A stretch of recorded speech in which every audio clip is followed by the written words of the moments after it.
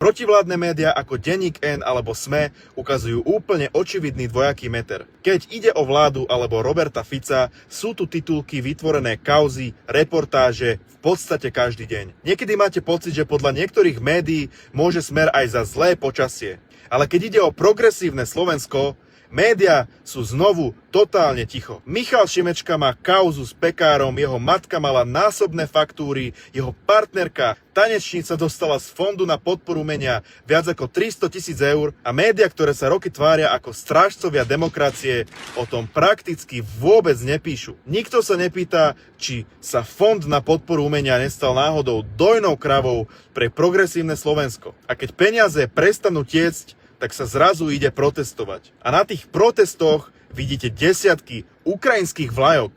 A médiá sa nepýtajú, prečo protestujú Ukrajinci. Prečo tí istí Ukrajinci vo veľkom cestujú teraz počas Veľkej noci naspäť do krajiny, kde prebieha vojna. Toto média nezaujíma. A Európska komisia otvorene vydiera Slovensko, zatiaľ čo škody spôsobené Kyjevom sa úplne tolerujú. A kde je progresívne Slovensko? Robí čokoľvek, ale hájiť slovenské záujmy?